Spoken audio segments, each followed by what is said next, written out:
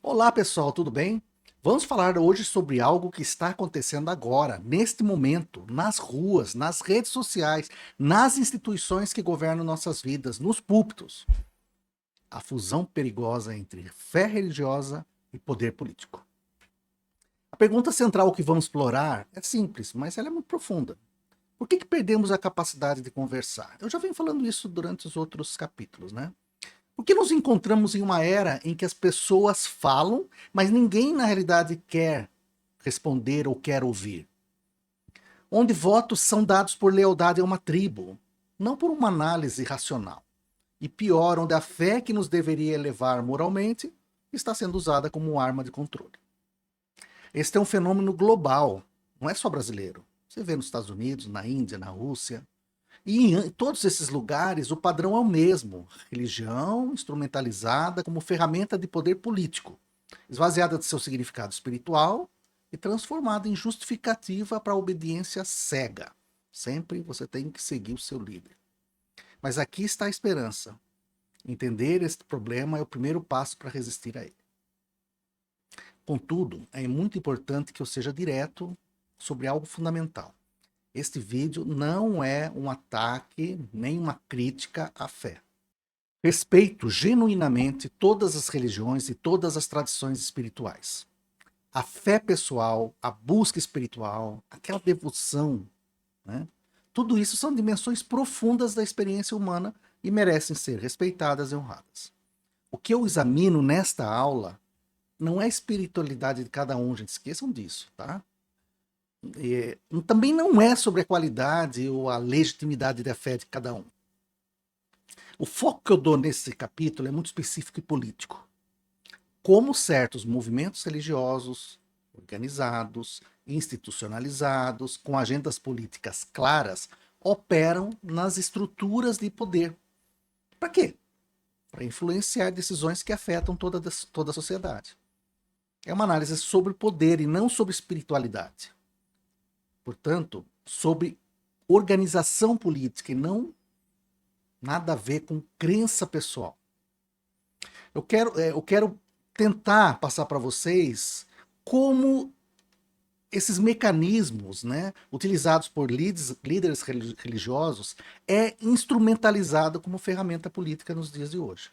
Esse é o foco. É um exercício de lucidez crítica e não de intolerância. A fé é um direito, gente.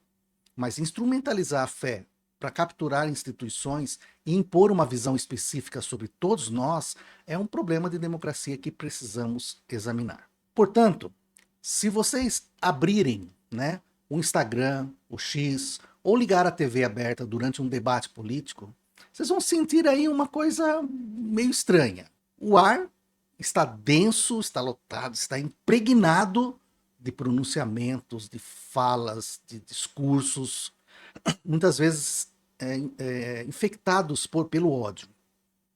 Mas tudo isso parece estar vazio de sentido, de essência, de conversa. Vemos isso em toda parte. Alguém posta uma opinião forte, outros reagem com raiva. Ninguém ouve ninguém. É como se cada pessoa tivesse uma frequência de rádio própria, transmitindo para o vazio, esperando que seus sinais sejam mais altos, mais rápidos, mais virais que os outros. Mas aí, aqui que está o problema real. Isso não é uma crise de instituições fracas. Não estou falando sobre isso. Não é simplesmente que nossos políticos são incompetentes ou que nossas escolas não funcionam bem. É uma crise muito mais profunda. É uma crise de raciocínio. As pessoas pararam de pensar, de refletir. Será que vale a pena você compartilhar uma notícia que você já sabe que é mentira? Não é muito mais rápido, mais simples, mais fácil checar se aquilo lá é uma verdade e não continuar esse ciclo de mentira organizada? É a pergunta que eu sempre deixo para vocês. Nós estamos com uma crise de raciocínio em que todos pensam que tem a verdade, quando na prática a verdade ela se encontra nas entranhas, né, da sociedade. Ela é baseada em fatos, ela é baseada em evidências. O que mudou é que as ideias não vencem mais pelo seu mérito. Elas vencem por sua capacidade de gerar cliques, compartilhamentos, reações emocionais viscerais. Uma mentira bem construída, bem organizada, ela se espalha muito mais rápido e muito antes do que a verdade. Uma provocação viral supera um argumento racional. Lógico, isso é óbvio. E a manipulação emocional triunfa sobre a reflexão. Perdemos o espaço compartilhado, onde ideias diferentes poderiam competir igualmente. Agora estamos em bolhas. Cada bolha com sua realidade, seu próprio conjunto de fatos, sua própria verdade. Antes de tudo, uma afirmação. A religião é um dos maiores fontes de significado moral que a humanidade já criou. Vou deixar claro para vocês que numa das aulas que eu ministro no curso, é pontual. Eu digo com clareza que para mim e para muitos pensadores, né, a moral ela não necessariamente depende da religião, tá? Ora, a religião é um referencial para que você, como sociedade, defina o que é moral. Mas ela não é algo exclusivo para determinar o que é moral, o que é ético. Vamos deixar isso bem claro. Para mim, é isso. Vou discutir isso mais para frente também com vocês. Séculos, a fé religiosa foi o espaço onde as pessoas questionavam o poder injusto.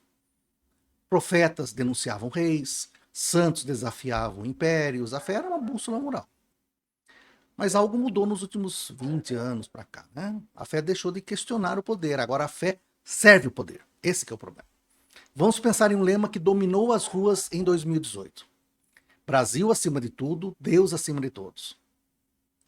É muito interessante, né? Mas profundamente perigoso, pessoal. Esse slogan representou mais do que palavras. Representou um projeto político de difundir identidade nacional com uma visão específica e militante da fé cristã. A praça pública, que deveria ser um espaço para deliberação ética, para o debate sincero, virou o quê? Virou um campo de batalha. E nessa batalha, a fé foi convocada. Mas ela não foi convocada para elevar moralmente, para questionar, para humanizar, para tornar as pessoas mais solidárias. Não, foi para isso. Ela foi convocada para dominar. A fé foi esvaziada de seu conteúdo espiritual genuíno. Transformou-se em ferramenta de controle social. Em justificativa para a obediência cega. Para isso. Para obediência cega. É uma forma de você manipular as pessoas.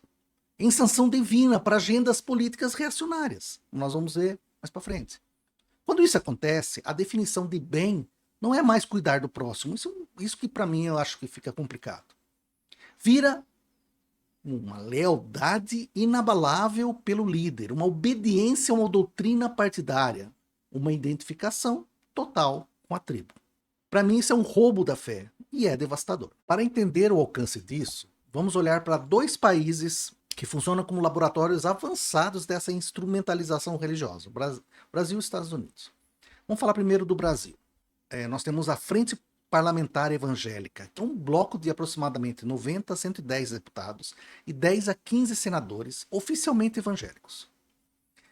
Mas quando você olha exatamente para a influência, né, aquela influência real, você tem muito mais deputados e senadores que votam junto com eles. E esse número sobe para 219 deputados e 26 senadores. Dados de 2024. Deixa eu falar mais o que isso representa. São 40% da Câmara dos Deputados e 30% do Senado. Portanto, mais de um terço do poder legislativo brasileiro está sob influência direta dessa bancada. E afinal de contas, o que eles fazem? Bloqueiam políticas de educação sexual, bloqueiam políticas ambientais. Eles funcionam como um player que veta qualquer coisa que seja contra o pluralismo.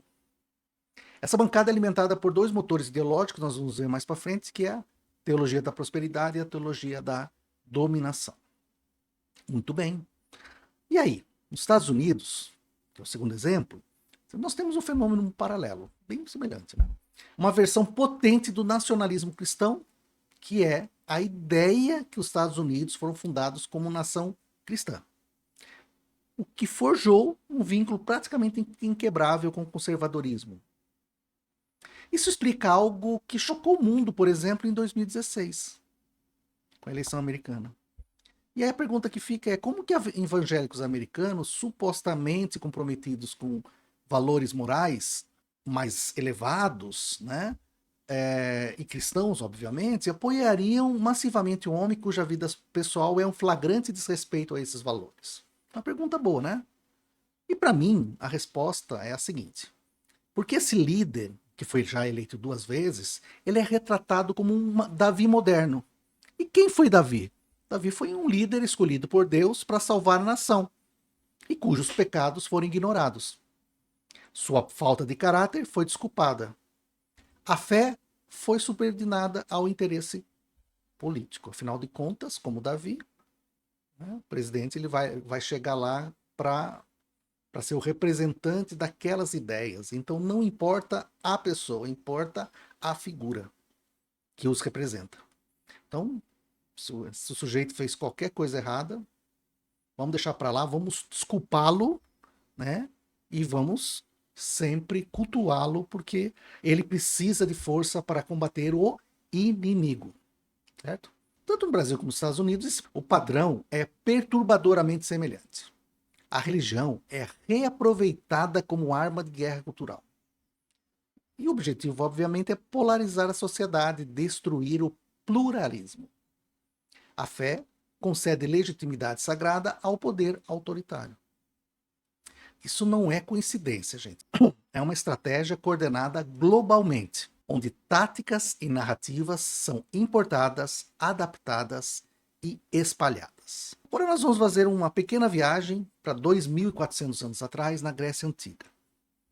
Vamos falar sobre Sócrates, né? Na realidade Platão falou, né? Narra uma conversa entre Sócrates com um jovem chamado Eutífron. A pergunta que emerge dessa conversa ainda nos assombra. Ele fala o seguinte: algo é bom porque Deus o ordena, ou Deus o ordena porque é bom? Parece uma pergunta simples, né?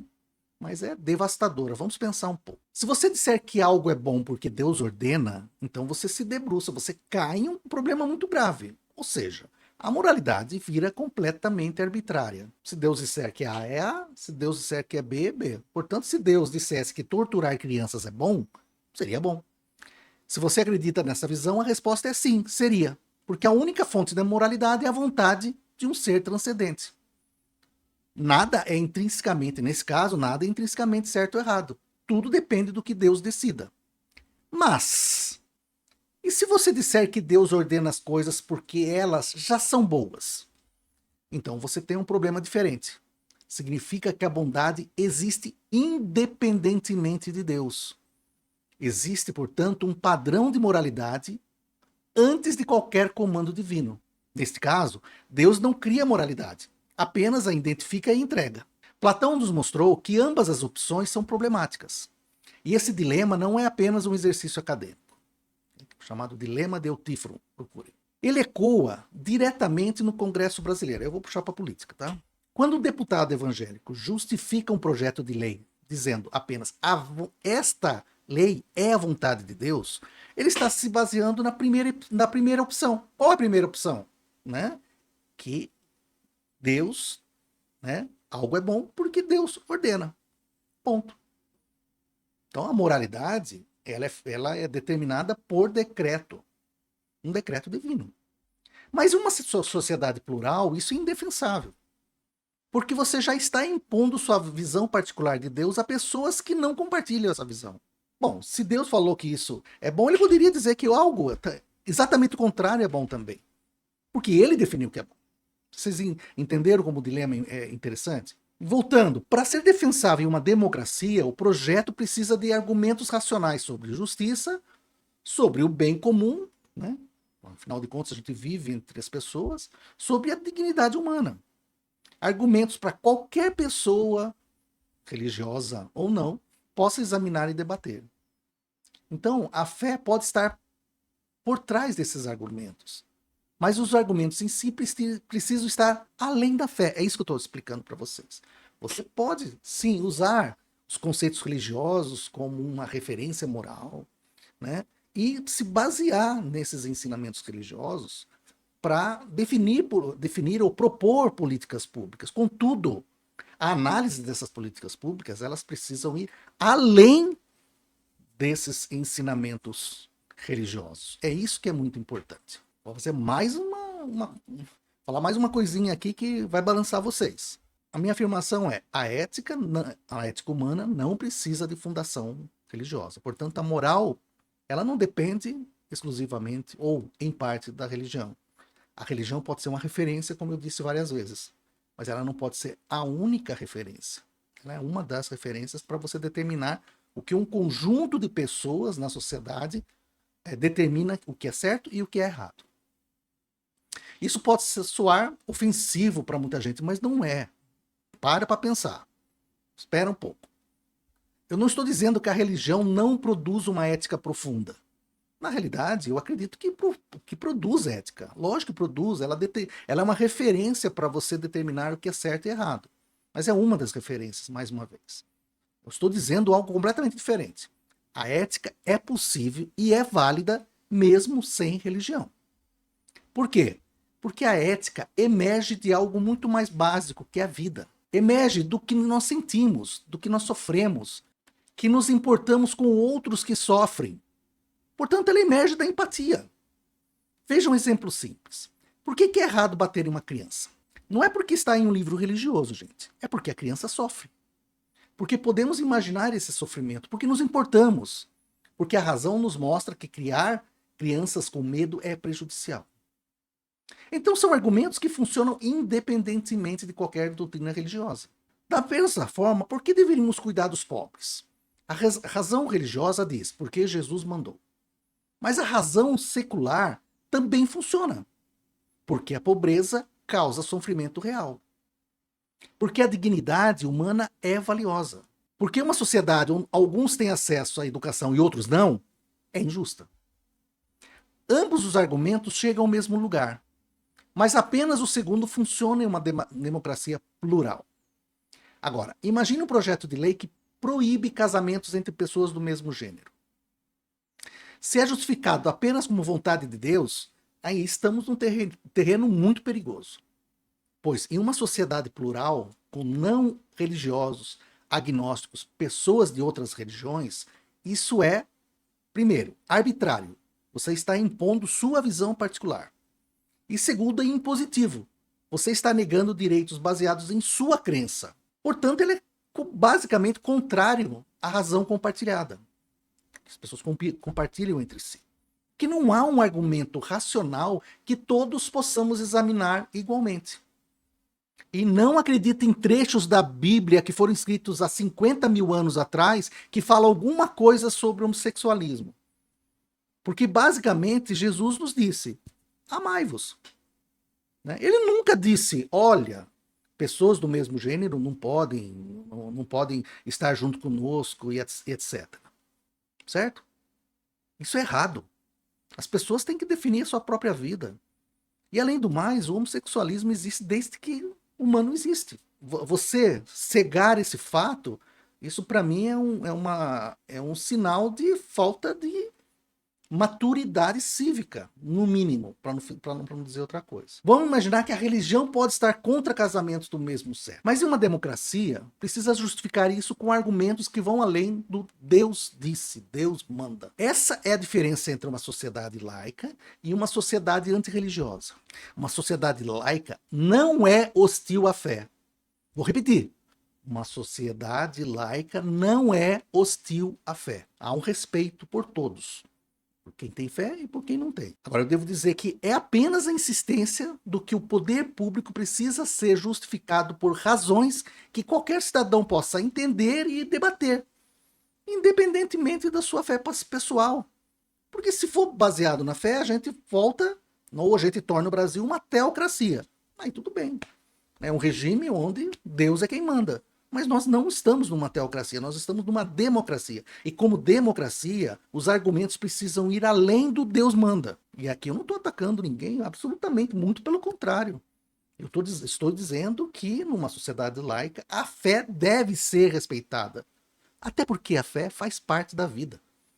Né? Se você sair da fé cristã, você vai para a muçulmana, você vai para o islamismo, você vai para o judaísmo, você vai para o hinduísmo, para centenas de outras religiões que na prática elas acreditam na mesma coisa, ou seja, na transcendência. Então isso não pode ser descartado e nem desrespeitado, seria uma grande burrice das pessoas que veem dessa forma. Você pode até não acreditar, mas desrespeitar é meio sem sentido. Há um fenômeno também muito interessante que a gente ganha nome, que a gente deve dar um nome, que eu quero falar especificamente sobre isso, que eu inclusive já falei em outras aulas, que chama-se dissonância cognitiva coletiva. E eu vou explicar de novo, porque ela é muito importante. Ela funciona dessa forma. Você compartilha uma informação falsa no grupo do WhatsApp da sua família. Alguns acreditam e outros não. Mas quase todos compartilham adiante. Por quê? A resposta é chocante. Né? A resposta é chocante. Você nem precisa acreditar na mentira, o que é incrível. Basta compartilhar. E por quê? Porque você compartilha a mentira porque ela funciona como um sinal de pertencimento à tribo. Qual tribo? Aquela que acredita nas mesmas coisas que você. Então você diz para si mesmo: eu estou com vocês, eu sou um de vocês, eu confio em vocês e não no sistema. Essa é uma das razões pelas quais verificadores de fatos frequentemente não funcionam ou funcionam de forma bastante limitada. Você pode mostrar dados, artigos acadêmicos, provas de que algo é falso. Mas se aquela informação falsa for importante para a identidade da pessoa, para sua lealdade tribal, ela não vai acreditar. A comunicação política moderna entendeu isso perfeitamente. Não busca informar, busca reforçar a identidade. Busca dizer ao seu público: você está certo, o sistema está errado, nós entendemos você. Eles não entendem. Quem são eles? Os inimigos. Um exemplo clássico: políticos que dizem coisas manifestamente falsas. Se você apontar a falsidade, eles dirão: bem, é sua interpretação. Isso, por exemplo, me irrita profundamente, né? Mas para eles isso não importa, porque para seus seguidores o ponto não era a veracidade.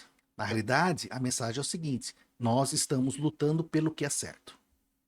É por isso que discordar do tio bolsonarista no WhatsApp parece inútil, porque você está operando em dois marcos de referência completamente diferentes. Você está debatendo fatos, ele está reforçando lealdade. E aí o que isso tem a ver com a religião?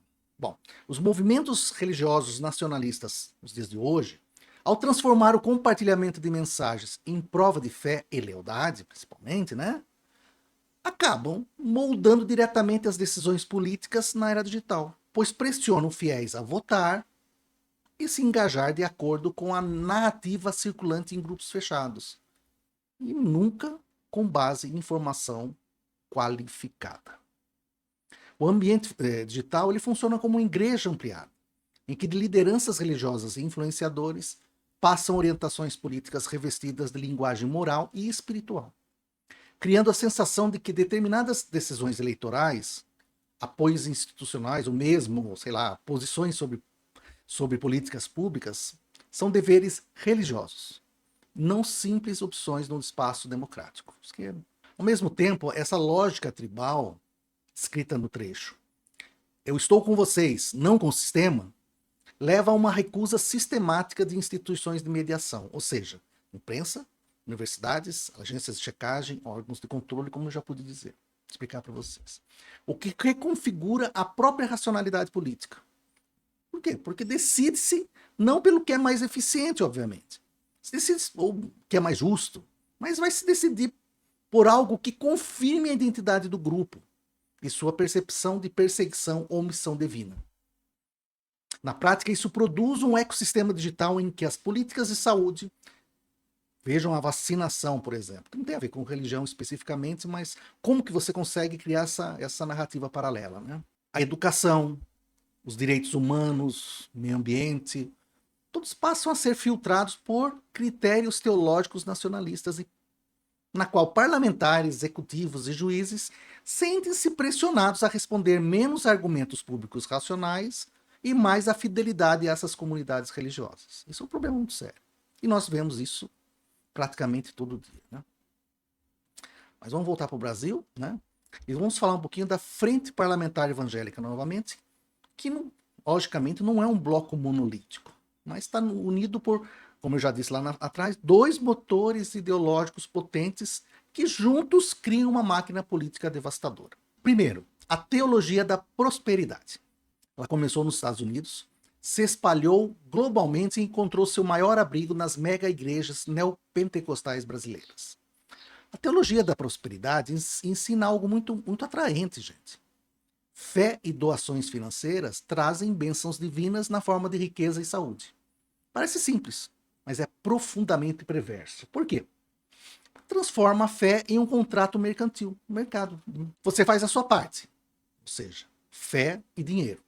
E Deus faz a parte dele, riqueza mais saúde. E o pastor, ou o padre, ou seja quem for, passa a ser o quê? Passa a ser o intermediário. Isso tem consequências políticas enormes, porque cria uma solução totalmente individualista para problemas sociais. Afinal de contas, por que você é pobre? Porque sua fé é fraca. Por que você está doente? Ora, porque você não doa o suficiente. Portanto, não é culpa do sistema, é culpa sua, sempre sua. Com essa lógica, políticas sociais como o Bolsa Família viram desincentivo. Porque se você dá dinheiro para os pobres, está permitindo que eles permaneçam no pecado da preguiça, o que é uma mentira. Tá? Tem uma outra lógica por trás do Bolsa Família que vai ser objeto de um outro vídeo. Está impedindo que eles tenham a chance de ter fé, nesse caso, de ter fé genuína e receber as bênçãos divinas. A teologia na prosperidade é a contraparte espiritual perfeita do neoliberalismo. Promove empreendedorismo, individualismo, desconfiança de políticas de redistribuição e santifica isso com a aprovação divina, através dos seus intermediários, obviamente. A teologia da prosperidade oferece a base individual e econômica. Contudo, a teologia da dominação oferece a dimensão política e militar. A teologia da dominação prega que os cristãos devem tomar posse de todas as esferas da sociedade. Política, mídia, educação, judiciário. Tudo. O objetivo é estabelecer um governo fundamentalmente cristão através de uma captura institucional. Usa uma retórica de guerra espiritual. Enquadra a política como uma batalha literal contra as forças do mal. E quem são essas forças do mal? Bom, depende do momento. Mas geralmente, comunistas, esquerdistas, petistas, secularistas, a ideologia do gênero, as feministas, os imigrantes, enfim. Vão se criando os inimigos conforme as necessidades. E a convergência, ela passa a ser perfeita e muito potente. Um líder político de sucesso, conforme a teologia da prosperidade, é visto como o escolhido de Deus, conforme a teologia da dominação, para lutar contra as forças do mal. Nosso ex-presidente foi esse líder. Alguém visto como bem-sucedido, portanto abençoado por Deus. Escolhido pela teologia da prosperidade para travar a guerra espiritual, conforme a teologia da dominação. Isso permitiu que os evangélicos se infiltrassem em ministérios chaves. O Ministério da Mulher, Família e Direitos Humanos, por exemplo, foi comandado por Damares Alves. É uma evangelista que defendia literalmente a conversão forçada de indígenas à fé cristã. Nos dias de hoje, gente. Por tudo que é mais sagrado, a gente está falando de religião. Né? Esses dois motores juntos criaram uma máquina política coesa, disciplinada, eficaz e muito potente, né? No sentido de bloquear pautas progressistas. Até agora eu pintei um quadro bastante sombrio, mas, gente, religião instrumentalizada, essa fé transformada em arma política. Portanto, uma democracia capturada. Parece que não há esperança, mas não é isso que eu quero trazer para vocês, não. Seria bastante errado só mostrar os problemas. Na prática, existem movimentos vibrantes de resistência. Pessoas tentando resgatar a fé legítima, genuína. O conflito real não é entre o bloco religioso e o bloco secular. É uma guerra civil intrarreligiosa pela alma do evangelicalismo, do cristianismo. A questão central é: o evangélico é uma ferramenta para poder e prosperidade pessoal ou é um chamado à solidariedade com os oprimidos? Minha resposta, já estou dizendo, para mim é a segunda, claramente. Mas muita gente usa a primeira, obviamente, por interesse. Vamos falar um pouquinho do Brasil. Existem grupos como a Frente de Evangélicos pelo Estado de Direito, que são evangélicos organizados para defender a democracia contra o autoritarismo. Há também grupos como a Rede de Mulheres Negras Evangélicas, que são mulheres negras que constroem comunidades inclusivas nas periferias, que lutam contra a fome e que defendem a dignidade humana, que para mim essa é a fé genuína. Há também o resgate da teologia da libertação, que é uma corrente cristã nascida na América Latina, muito propagada na década de 70 e 80, que coloca a fé do lado dos pobres e oprimidos. Ela foi combatida durante a Guerra Fria porque se consideravam que era uma tática comunista. Países capitalistas financiaram igrejas neopentecostais especificamente para competir com elas. Mas seu espírito continua vivo. Agora, nos Estados Unidos, um movimento análogo é dos Red Letter Christians, cristãos que focam nos ensinamentos de Jesus, que aparecem em vermelho em algumas bíblias, que defendem justiça social, cuidado com marginalizados e desafiam as prioridades da direita cristã. Figuras como Tony Campolo construíram uma tradição de fé que insiste. O cristianismo genuíno não é compatível com desigualdade, com exclusão, com rejeição de minorias. Claro, esses movimentos enfrentam, que eu já citei, né? Enfrentam críticas, acusados de serem projetos politicamente liberais que distorcem as escrituras. Uma coisa mais maluca do planeta. Eles fazem exatamente o que a escritura manda. E deixa aí mais uma questão. Vamos permitir que a teologia da prosperidade e a teologia da dominação monopolizem a representação pública da fé? Ou vamos permitir que outras vozes cristãs, vozes que chamam a justiça, a solidariedade, ao cuidado com os marginalizados, também essas vozes possam ser ouvidas? Eu vou repetir. Será que vozes que clamam por justiça, solidariedade, cuidado com os marginalizados, ela pode ser chamada de voz de esquerda? Se alguém fala isso, é porque nunca leu a Bíblia. Porque Jesus dizia exatamente isso. Ele clamava por isso. Ele veio à Terra por isso. Pelo menos está escrito na Bíblia. E aí tem um grupo por interesse que diz que isso são vozes de esquerda. Aí ninguém entende mais nada, porque você passa, tudo que é legítimo e correto passa a ser de esquerda. E aí você ataca. Né? Aí você pode atacar meio ambiente, você pode atacar direitos das minorias, com a história de que o direito das minorias distorce o direito da maioria, é uma coisa mais absurda do planeta. As pessoas só pedem para você ter respeito com as minorias. O que isso tem de mais? Certo? Mas enfim, né? Vamos resumir para terminar o vídeo, né? A instrumentalização da fé é um sintoma de uma doença mais profunda. A degradação de nossa capacidade coletiva de raciocinar. Ela prospera no medo, onde o pensamento crítico é visto como traição. Onde a obediência cega é santificada. Mas o problema não é a fé em si. Pessoas religiosas podem ser, e frequentemente são, pessoas com raciocínio crítico. O problema é a fusão entre a fé e o poder autoritário. É a transformação da religião em ferramenta de controle. Então, qual é o caminho a seguir? Olha, nós precisamos de, um iluminismo renovado. Vamos falar assim. O iluminismo original, que é lá do século XVIII, defendia a razão crítica como caminho para o progresso. Mas frequentemente foi visto como antirreligião. O que eu me digno, acho que é até demais, mas eu proponho de alguma forma, é algo um pouquinho diferente. Um iluminismo que cultiva uma fé que pensa e uma política que cuida. O que isso significa na prática? Um Estado genuinamente laico. Não um Estado hostil à religião, muito pelo contrário, eu estou dizendo isso desde o começo do vídeo. Mas um Estado cuja separação da igreja não é antirreligiosa. É a garantia de que o poder público possa servir a todos os cidadãos, e não apenas aqueles de uma religião específica.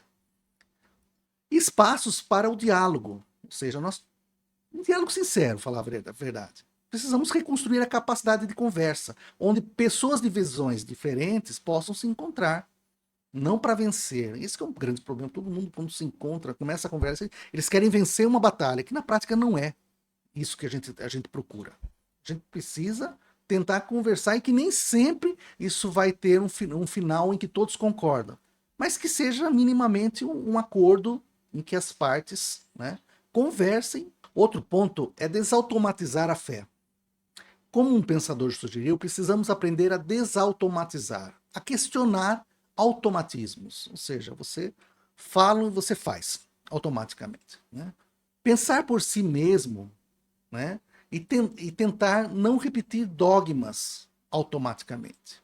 Isso vale para a política tanto quanto para a religião. E também a dignidade humana acima de qualquer doutrina. Essa é a medida final, que, na minha opinião, é a mais importante. Não uma lealdade estrita a uma tribo. Lógico que é importante você ter um grupo que você confie, né? Mas essa lealdade ela não pode ser inabalável, ela não pode ser automatizada. Ela tem que ser minimamente crítica. Essa é a minha opinião. E também um não à obediência a um líder. Sempre uma obediência cega a um líder. Isso é muito complicado. Porque o líder nem sempre ele te traz coisas boas. Ele te pede para fazer coisas boas. Porque líderes são líderes. São pessoas humanas. E um líder é diferente do outro. Você pode ter um líder extremamente bem intencionado e ele pede, ó, vamos tentar fazer isso. Você tem que pensar se aquilo realmente é o correto. E não seguir o que a sua rede diz, o que a sua rede fala. Procure outros lugares, né? Eu vejo canais de YouTube de direita, de esquerda e assim por diante, porque é importante eu ter uma ideia do que todo mundo está falando sobre aquele ponto. E o que eu falo, sobretudo, é sobre a dignidade humana. Respeito pelos direitos de cada pessoa. É tão simples, né? Você respeitar o direito do outro. Isso é o que deveria guiar a nossa política. E não nossa fé exclusivamente. A fé é importante, mas ela não pode ser exclusiva. A ética do raciocínio que eu proponho ela é muito simples. Eu proponho, mas vem de outros pensadores também. Que é, pense por si mesmo em vez de repetir dogmas. Questione em vez de obedecer cegamente. Respeite a diversidade em vez de impor uniformidade. Coloque dignidade humana acima de qualquer ideologia. O desafio da nossa época não é escolher entre fé e razão, é aprender a ter fé que pensa e razão que cuida. Se você gostou desse vídeo, inscreva-se no canal, deixe seu like se você achar pertinente. E também vamos para o próximo capítulo, capítulo 7 e último, né? Desta série, que é Reinventando a Verdade, um guia contra a desinformação. Afinal de contas, eu falei um monte de problemas, né? E aqui eu vou tentar, né, colocar a minha opinião sobre como que as diferentes instituições deveriam lidar com esse problema. Um grande abraço e espero vê-los em breve.